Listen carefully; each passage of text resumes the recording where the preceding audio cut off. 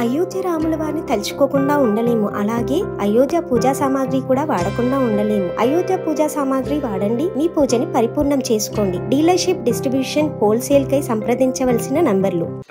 నిన్న కేటీ రామారావు ఢిల్లీలో, KT Ramarao plus తర్వాత హరీష్ రావు ఇద్దరు కలిసి ఢిల్లీలో ప్రెస్ మీట్ పెట్టి సో రాహుల్ గాంధీ రాజ్యాంగము, పార్టీ ఫిరాయింపులు, ఆ తర్వాత ఇంకా ఏది నీతి నిజాయితీ అనేటువంటి పదాలే సూసైడ్ చేసుకునేటువంటి విధానంలో వాళ్ళు మాట్లాడుతున్నటువంటి మాటలు చూస్తూ ఉంటే అంత ఆశ్చర్యకరంగా ఉంది. ఎందుకంటే కేటీ రామారావుయే చాలా వీడియోలు ఉన్నాయి, ఇప్పటిదాకా వేసి ఉంటారు బహుశా మా వాళ్ళు, అవే చాలా వీడియోలు ఉన్నాయి. వీళ్ళు ఏం చేసిరు, ఏం కథ, గతంలో ఏం మాట్లాడారు, ఏం ఎట్లా అనేది నేను 2020 సంవత్సరంలో చెప్పిన స్టేట్మెంట్ ఒకటి నాకు ఇప్పుడు తవ్వకాలలో దొరికింది. 2023 తర్వాత టీఆర్ఎస్ పార్టీ అడ్రస్ గల్లంత అయితే భూస్థాపితం అవుతుందని 2020లో చెప్పిన, 4 ఏళ్ల కింద చెప్పిన. అప్పటికి సింగ్ మీద ఉన్నాడు కాక, 106 మంది ఎమ్మెల్యేలు, ఇక ఏం లేదని విర్రవిగేటువంటి పరిస్థితిలో ఉండే కేసీఆర్. ఆ రోజే చెప్పిన, నీ 2023లో నీ పార్టీ భూస్థాపితం కాబోతా ఉంది అని చెప్పిన. నువ్వు అలా నా మాటిని మేల్కుంటేనేమో ఏం కాకపోవు, వినకపోతివి, అట్లాంటి వారు నన్ను జైల్లో పెడితివి.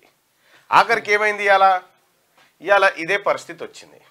ఇవాళ నీతి వ్యాఖ్యలు చేస్తూ ఉన్నారు, పార్టీలను ఫిరాయిస్తారా. 2014లో కూడా పొన్నాల లక్ష్మయ్య గారు పిసిసి చీఫ్గా ఉన్నప్పుడు కేసీఆర్ ఇవే వ్యాఖ్యలు చేసిన, 63 సీట్లు గెలిచినప్పుడు సీరు చింతకు కడతారు జనం, అట్లా చేస్తారా ఇట్లా చేస్తారా అనే డైలాగులు కొట్టిండు. ఆ తర్వాత కేసీఆరే కాంగ్రెస్ను చీల్చిండు, టీడీపీని చీల్చిండు, ఆఖరికి లెఫ్ట్ పార్టీ బీఎస్పీని కూడా దాంట్లో విలీనం చేసుకున్నటువంటి సందర్భంలో ఇగో సరే ఈయనది పెడదామన్నా. ఇక్కడ ఎవరన్నా ఒక్కరన్నా టీఆర్ఎస్ పార్టీకి సంబంధించినటువంటి వ్యక్తి ఎవరన్నా ఒక్కరు నీ మాటల్ని పోని మనం చేసింది గతంలో కరెక్టే అనేటోళ్ళు ఉన్నారా?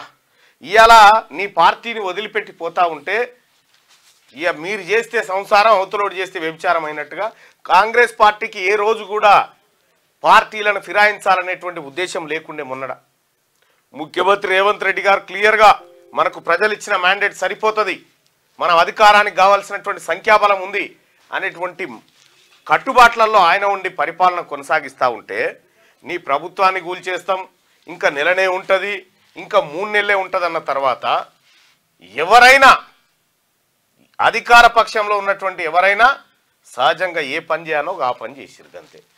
ఇలా కాంగ్రెస్ పార్టీ కాకుండా చాలామంది అనుకుంటుండొచ్చు పార్టీలను ఫిరాయించడం తప్పు కదా అని.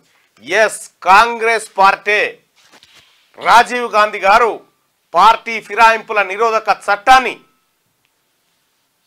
తీసుకొచ్చినటువంటి వ్యక్తి. దానికి మీరు సమర్థనగా ఏం చెప్పుకోరు, పార్టీలను ఫిరాయించడం తప్పు, కానీ ఎల్పీలని కలుపుకోవడం తప్పు లేదు, అది రాజ్యాంగం యాక్సెప్ట్ చేస్తుందని చెప్పి కేటీ రామారావు చెప్తా ఉన్నాడు.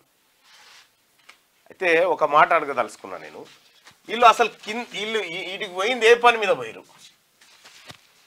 కేటీ రామారావు, హరీష్ రావు ఢిల్లీకి ఏ పని మీద పోయారు? కవితను కలవడానికి.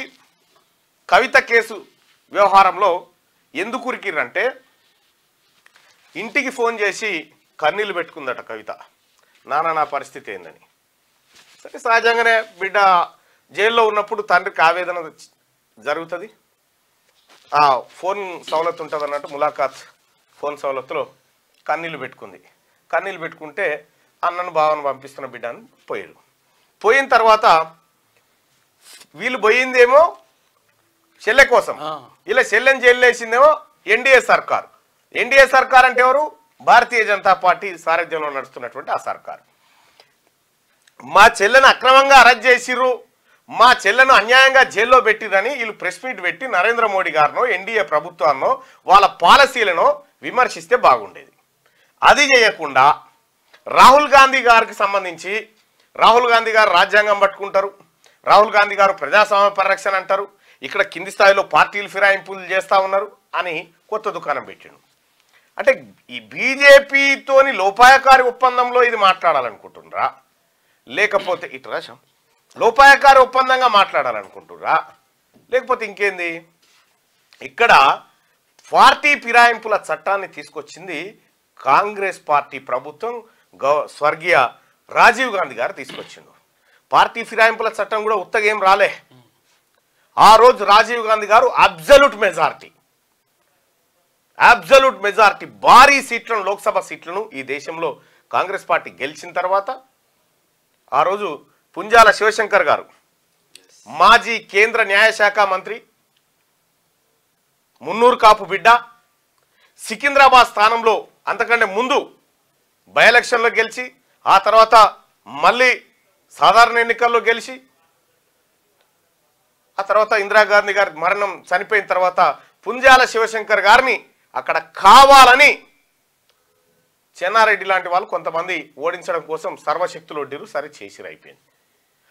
ఆయన్ని, ఈ పుంజాల శివశంకర్ గారిని రాజీవ్ గాంధీ గారు ఫోన్ చేసి ఓడిపోయిన తర్వాత మీరు చింతించవలసిన పని లేదు, మీరు ఎల్లప్పుడూ నా దగ్గరే ఉండాలని ఆయన క్వార్టర్ పక్కకి క్వార్టర్ పెట్టి పుంజాల శివశంకర్ గారి సలహా సూచన మేరకే పార్టీ ఫిరాయింపుల నిరోధక చట్టం ఈ దేశంలోకి వచ్చింది.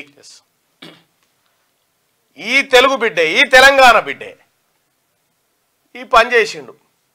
నిజంగా కాంగ్రెస్ పార్టీ చిత్తశుద్ధితోటి అదే పని చేసుకుంటూ వస్తే ఇవాళ బీఆర్ఎస్ పార్టీ ఈ ఫిరాయింపులకు తెరలేపి విపక్షాల ఉనికి లేకుండా చేయాలనేటువంటి కుళ్ళు కుతంత్రంతో ముందుకు పోయింది. ఇవాళ మీరు డైలాగులు కొట్టకపోతే హరీష్ రావు గారు, మీరు కేటీఆర్ గారు, కేసీఆర్ గారు, మీరు కూడా కదా డైలాగులు కొట్టిరు. 3 నెలలు అయిపోతుంది ఈ ప్రభుత్వం అంటే ఎట్లా పోతుంది? 67 మంది ఎమ్మెల్యేలతో ఉన్నటువంటి కాంగ్రెస్ పార్టీ ప్రభుత్వం కూలిపోవాలంటే వీళ్ళని ఎత్తుకపోవడమే కదా.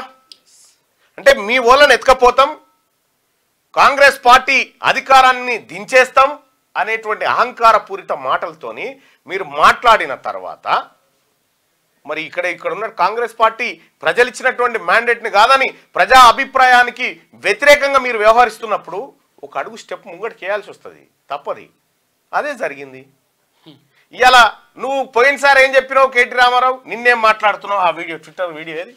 ఇప్పుడు మరి కాంగ్రెస్ కూడా వద్దంటుంది అదే కదా, మేము వద్దంటున్నాం బ్రదర్, కాంగ్రెస్ పార్టీ కూడా వద్దంటుంది అదే. మీకు అర్థం కాని విషయం అదే. ఆ రోజు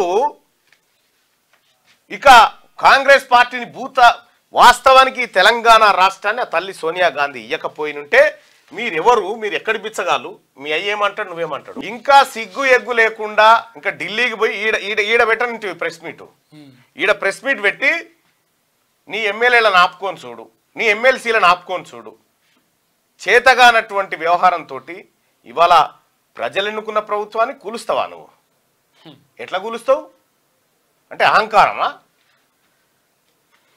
నీకు ప్రతిపక్ష పాత్రలో ఉండమని చెప్పి ప్రజలు చెప్తే నువ్వు అసెంబ్లీ సమావేశాలకే డుమ్మ కొట్టినటువంటి మొనగానివి. నీకు ఆ ప్రతిపక్షం కూడా వద్దని ప్రజలు డిసైడ్ అయ్యారు. ఇప్పుడు రాష్ట్రంలో ఏ ప్రజలకు అయ్యో బీఆర్ఎస్ వదిలిపెట్టి పోతురన్న బాధ ఏం లేదు. అయితే విషయం ఏంటంటే తప్పు చేసిండు. భారతీయ జనతా